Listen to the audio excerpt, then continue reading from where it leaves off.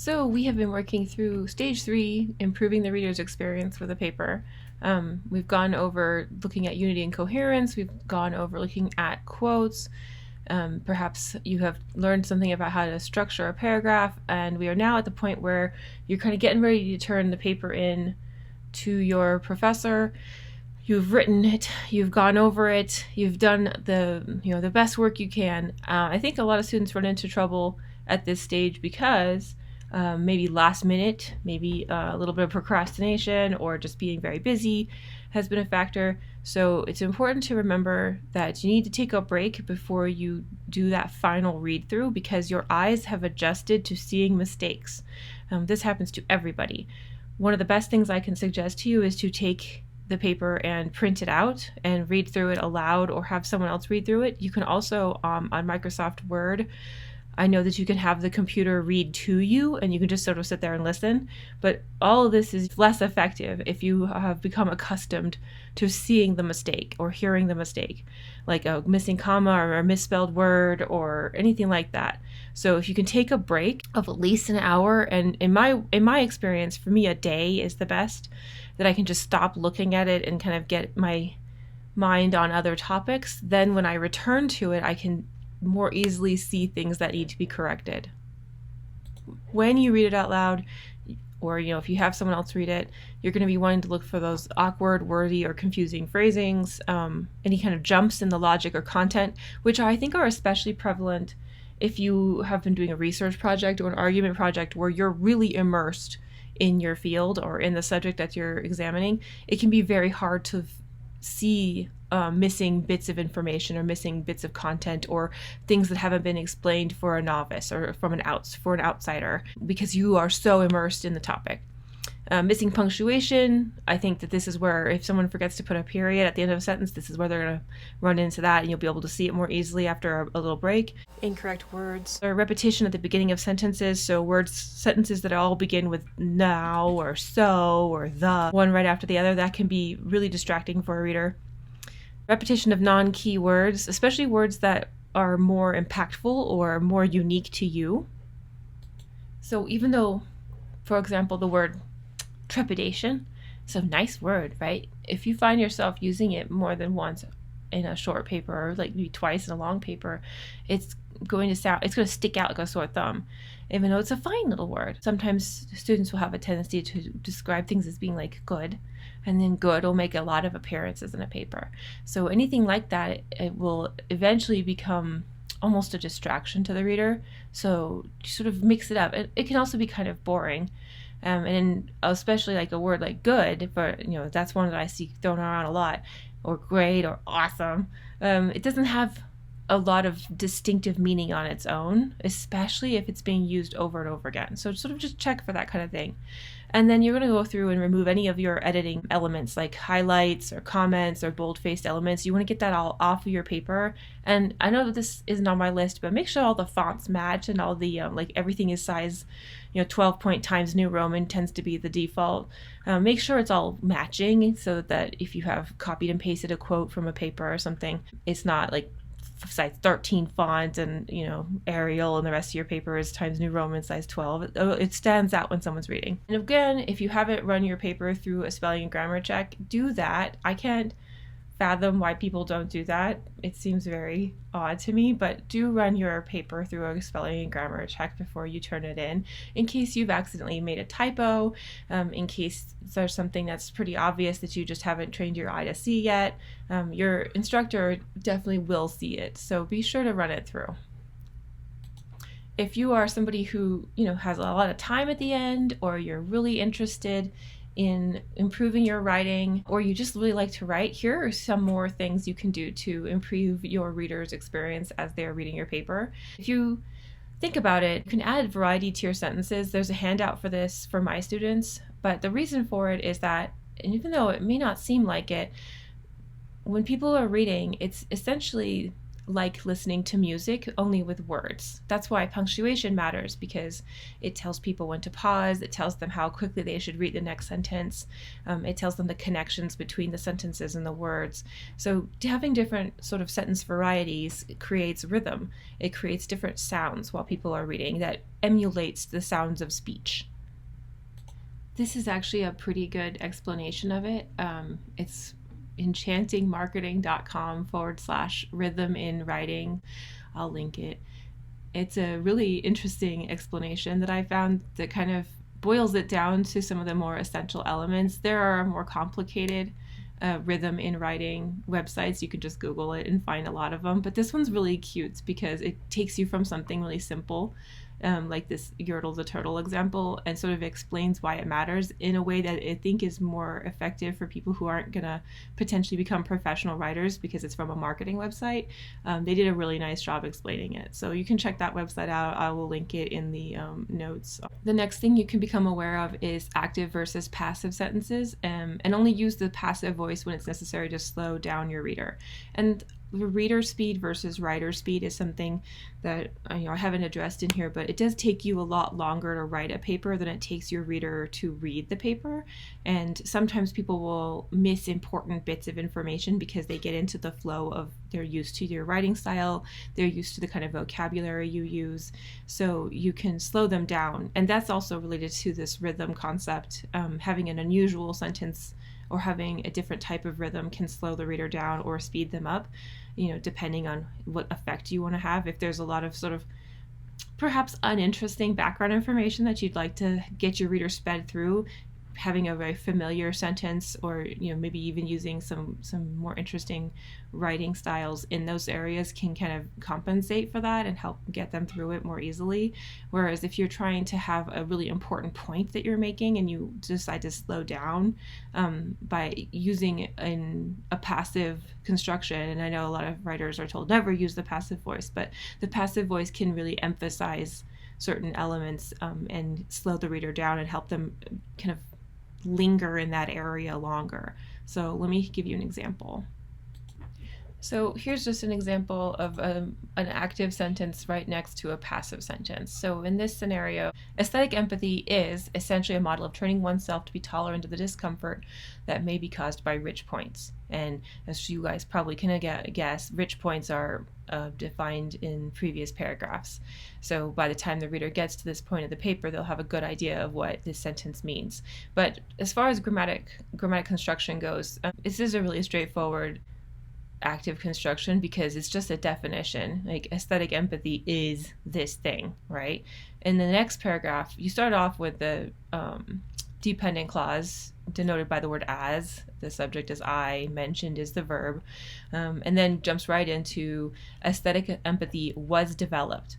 So was developed is a very passive construction. If I were putting this in the active tense, I would say Vernon Lee developed aesthetic empathy, but I don't want to put the emphasis on Vernon Lee and her actions here. The emphasis is going to be on aesthetic empathy and the reason why it was developed, and so that's why it's constructed in this way. And also, this has a little hoop that someone has to jump through because they have to sort of visualize something that is pretty abstract. The idea of something being developed is kind of abstract, whereas if we have the idea of Vernon Lee developed aesthetic empathy, that's more active because you can imagine Vernon Lee doing the thing in a little bit of an easier way, even though both are pretty abstract. One trick that I like if you're looking for the passive voice in your paper is just to do a search for the word was, because was is often a very important part of passive construction. So looking at this sentence, while the article was centrally focused on the importance of properly coordinating field trips, it also clarified the role of the scholastic experience in creating cultural capital for students. This is an example of a necessary passive voice. I don't know why this was is here. I think it would be revised more effectively if it was written in a more active voice. This would make much more sense because now it is more active. The article primarily focused. Instead of having to talk around what the article was doing, this is much clearer and more streamlined. And this isn't a very important or interesting part of this sentence, so there's no need to have that passive tense in there.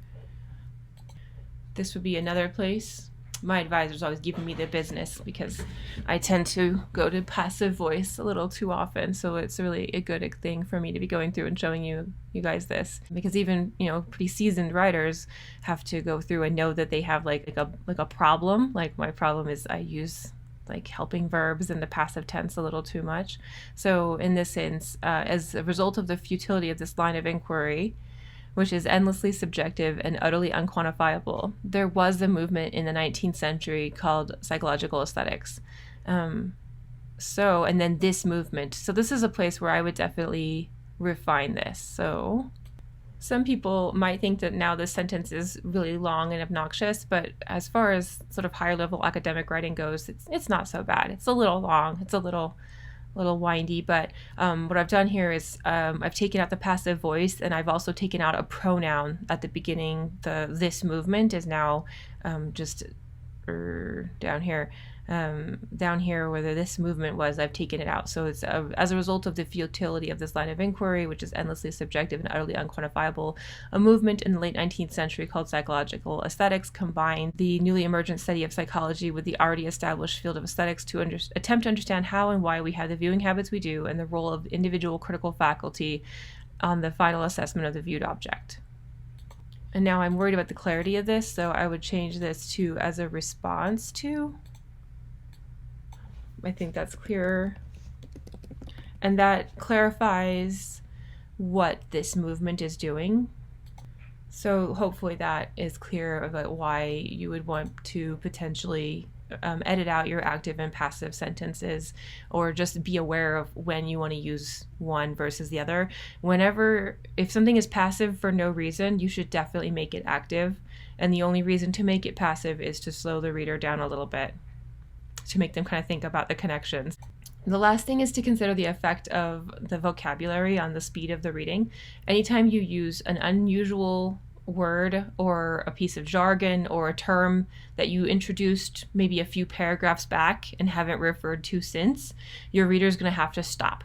If you introduced a new term a few paragraphs previously and you haven't used it since, this is going to really throw the brakes on. Readers have a horrible time because they have to go back and look at it if they didn't memorize it. And no one memorizes stuff while they're reading. Like if they're a really, really on top of things kind of reader, they'll be all right. But there may be a time where you have a professor reading it and they don't remember you introducing that term, so they might think you didn't, and they might not have it in them to go back and look. So the ways to fix this is, if you have like a new piece of jargon, don't introduce it until you're about to discuss it, because discussing it will help it sort of stick in their brain a little bit better. Familiar words are read more quickly, and there are words that are familiar at different levels of education. So like, if you think about like your standard newspaper, it's going to make use of the most common words in the English language, for example. When you get to academic writing that's in textbooks, it's going to be introducing key terms and then discussing them, and then those words become familiar. By the time if you introduce a new term and you discuss it for like a whole paragraph or even a couple of paragraphs, that word is moving towards becoming familiar. So then you can easily include it after that. But anytime you're including a new word, if it's something that is a weird concept, you're going to need to discuss it to kind of make sure that it's cemented in the reader's mind. I already demonstrated how like helping words like was can be passive implicitly and therefore slow the reader down. But using like verbs that have activity to them, like action verbs, even if there's something like studied, which isn't the most active of active verbs, but it still indicates the type of activity being taken place, those can be really helpful to speed the reader up. And boring verbs, like I was saying, that I have to look out for, like the helping verbs, the am, is, are, was, were, be, being, been, those can be quite dull.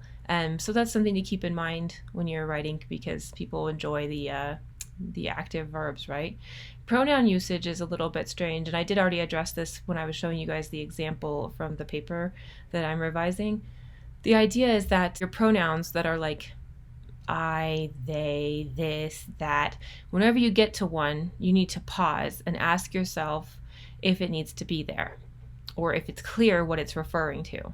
So one of my, just like using was, when I do a search for the word this, And you'd also you search for that, and you'd search for they, you'd maybe search for he. Just depends on what you're discussing. In this case, I'm looking, well, look at me in this case.